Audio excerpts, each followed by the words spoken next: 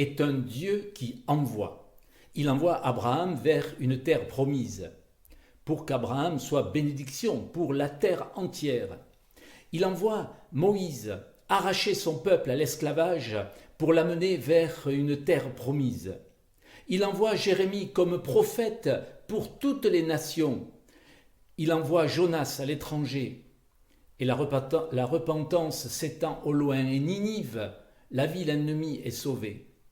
Il vient lui-même en son Fils Jésus-Christ, et ses propres disciples sont eux-mêmes envoyés jusqu'aux extrémités de la terre pour guérir les malades, délivrer les opprimés, annoncer la résurrection. Aujourd'hui encore, il envoie son Église, il nous envoie, nous, peuple de baptisés. Il nous prend comme collaborateurs pour qu'à travers l'histoire, dans le monde, justice, paix, amour soient proclamés, annonçant la venue de son royaume.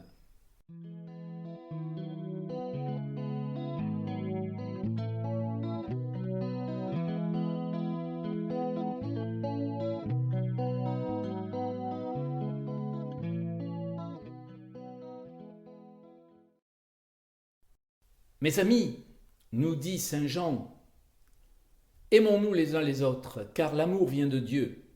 Celui qui n'aime pas ne connaît pas Dieu, car Dieu est amour. Voici comment Dieu a manifesté son amour pour nous. Il a envoyé son Fils unique dans le monde afin que nous ayons la vie par lui. Et l'amour consiste en ceci, non pas en ce que nous avons aimé Dieu, mais en ce que lui nous a aimés et a envoyé son Fils pour que grâce à lui nos péchés soient pardonnés. Mes amis, si c'est ainsi que Dieu nous a aimés, nous devons aussi nous aimer les uns les autres. Personne n'a jamais vu Dieu. Si nous nous aimons les uns les autres, Dieu demeure en nous et son amour se manifeste parfaitement en nous. Après avoir entendu ce texte de l'épître de Jean, je vous invite à prier. Seigneur, pardonne-nous. Nous faisons si souvent le mal que nous ne voudrions pas faire, et nous ne faisons pas le bien que nous voudrions faire. Nous voulons trop te plaire et nous plaire à la fois. Pardonne-nous et aide-nous, afin que nous apprenions chaque jour à mieux t'aimer et à aimer notre prochain. Accorde-nous de désirer et de recevoir pleinement ton pardon, pour que notre obéissance soit plus entière et plus joyeuse. Amen. Bonjour, c'est une chanson de Jean-Louis Decker qui nous offre cette méditation sur l'image du pont. Le pont qui nous porte et qui nous relie d'une rive à l'autre. Ce pont qui est là, comme une évidence.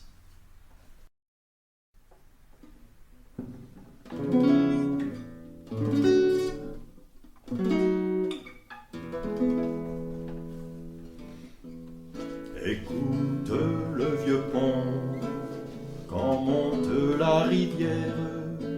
Le pont, il ne dit rien, le pont, il tient. Regarde le vieux pont, notre vieux pont de pierre. Le pont, il ne fait rien, le pont, il tient. Seigneur, donne-moi de tenir d'une rive à l'autre rive. Seigneur, donne-moi de tenir quoi qu'il arrive. Quand les hautes eaux s'en vont déborder, quand le ciel est lourd, le cœur léger, bien sûr on aurait pu construire une muraille avec un bon donjon dressé, tout blanc, mais on a préféré jeter dessous la faille une arche de bonheur pour les enfants. Seigneur, donne-moi de danser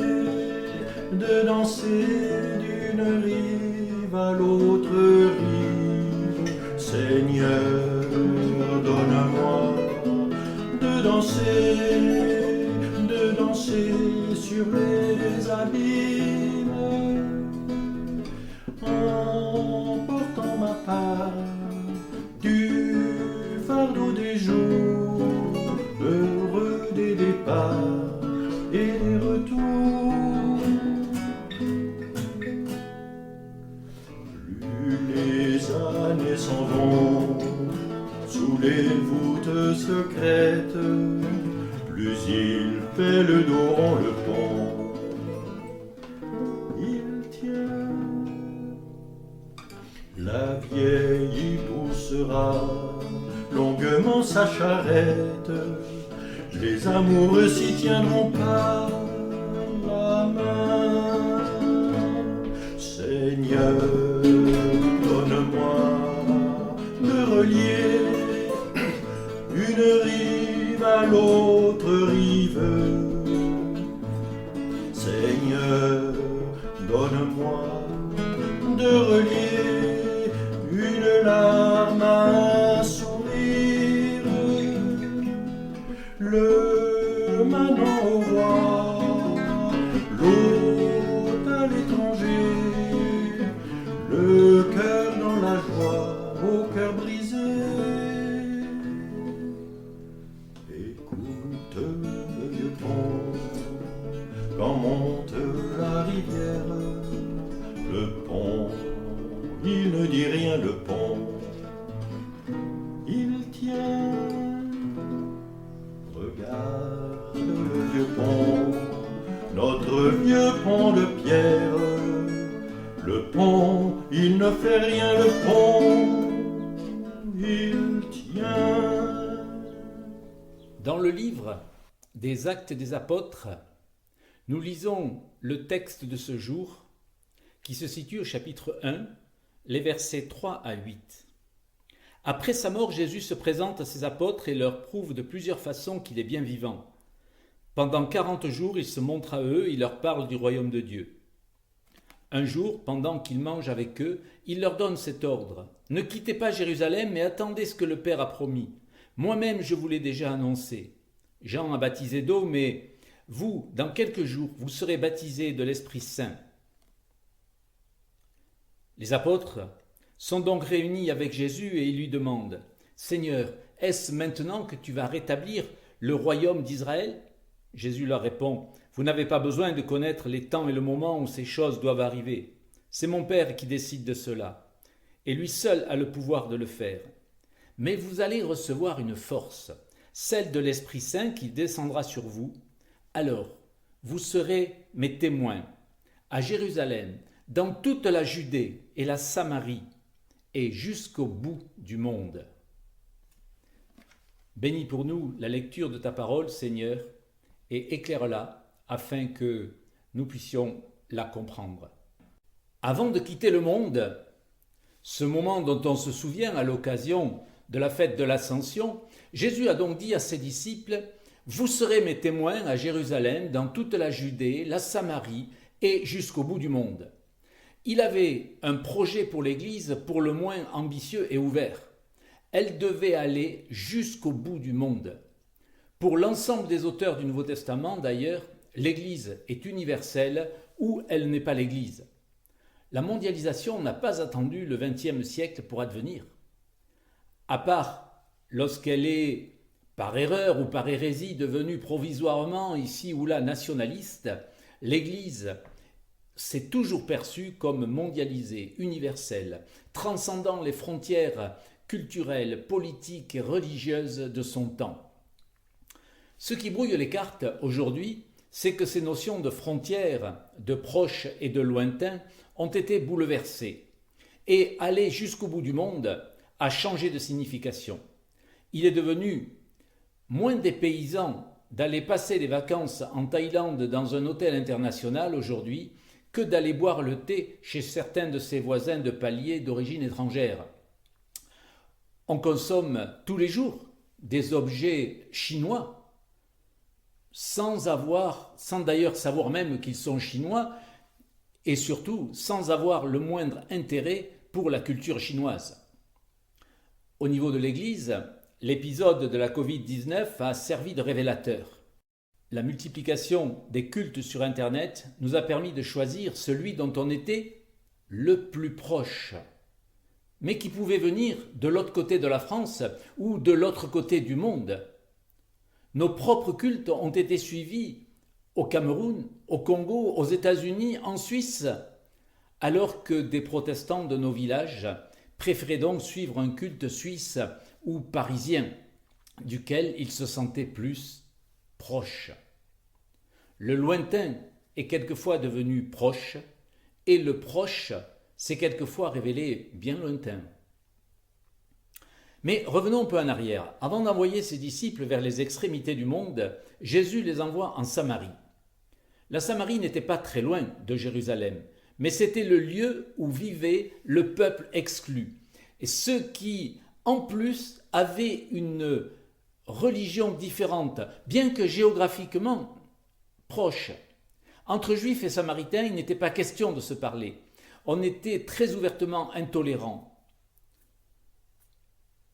Les Juifs considéraient les Samaritains un peu comme aujourd'hui, quelquefois, nous considérons les musulmans.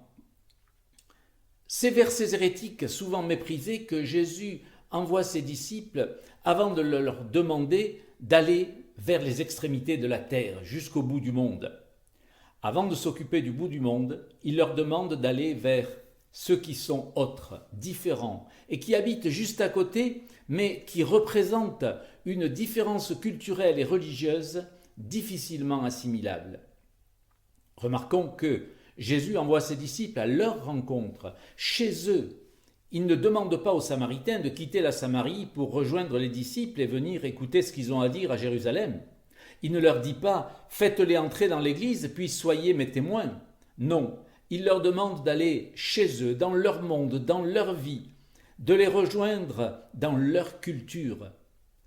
Cela devrait nous amener aussi à réfléchir sur la manière dont nous abordons le témoignage chrétien dans notre société.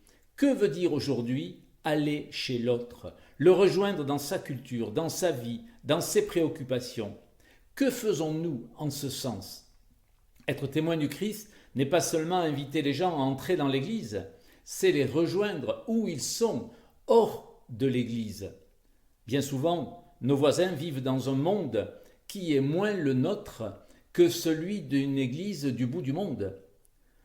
On se comprend mieux, peut-être avec un pasteur brésilien, qu'avec certains Andusiens de la rue d'à côté.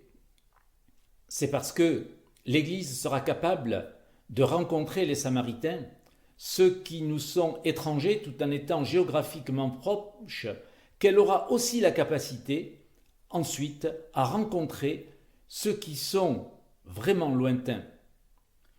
Aujourd'hui, notre Église n'est pas seule au monde. Elle est membre d'organismes protestants internationaux comme la Communauté d'Églises en Mission, la CEVA, la Communion mondiale des Églises réformées et d'autres. Dans le cadre de ces organismes, elle vit des échanges et des partages au niveau international avec ceux qui sont géographiquement loin. Et si bien souvent nous critiquons la globalisation, ce n'est pas pour prôner le repli identitaire, mais l'universalité du message de l'Évangile. Et quelles que soient nos opinions politiques, nous devons reconnaître que la mondialisation de l'économie pose de sérieuses questions. Les différences entre les peuples sont gommées au profit d'une uniformité de la pensée devenue une nouvelle orthodoxie. Et c'est cette nouvelle orthodoxie mondialisée que certains décrivent comme étant la fin de l'histoire, un genre de paradis sur terre où tout le monde irait dans le même sens et penserait selon les mêmes schémas. L'Église ne se fait aucune illusion sur cette nouvelle version de l'histoire de Babel, mais au lieu de répondre à cette globalisation par le repli identitaire, elle y répond par l'universalité du message évangélique, selon lequel chacun est appelé à aller rencontrer l'autre tel qu'il est, là où il est. C'est peut-être cela qu'on appelle évangélisation. Aller rencontrer l'autre dans sa différence culturelle, débarrasser de la nécessité d'en faire quelqu'un qui soit comme nous.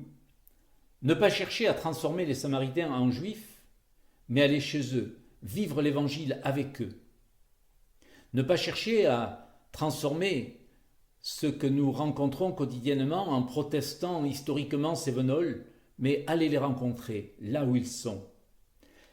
Si le projet de Jésus pour son Église est un projet pour le bout du monde, un projet qui nous dépasse, c'est aussi un projet de proximité, à vivre avec nos voisins et connaissances, rejoindre l'autre dans le quotidien de son existence pour partager avec lui ce message de l'Évangile.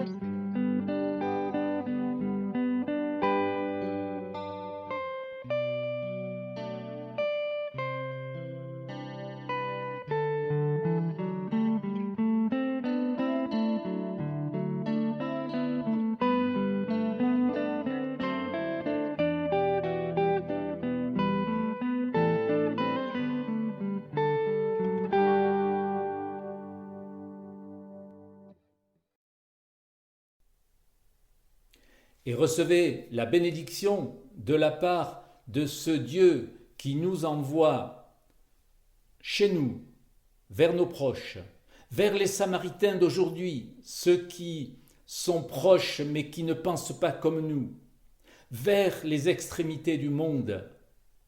Ce Dieu qui nous envoie pour porter la bonne nouvelle de l'Évangile, qu'il vous accompagne et vous donne sa paix chaque jour.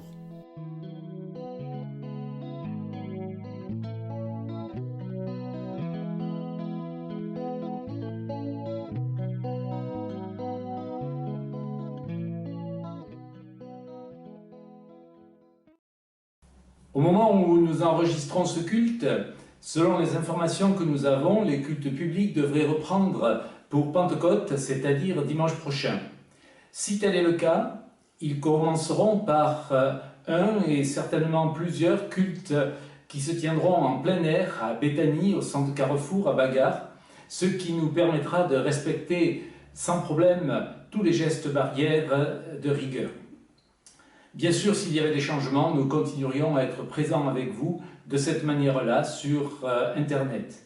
Parallèlement, pour celles et ceux qui, pour des raisons de santé ou autres, ne pourraient pas venir au culte tout de suite, nous continuerons ces diffusions sur Internet, seulement elles auront lieu un petit peu en différé, et ce sont les cultes du dimanche qui seront retransmis quelques heures après, sur cette même chaîne YouTube, accessible soit directement, soit par le site de l'Église. À bientôt donc, d'une manière ou d'une autre.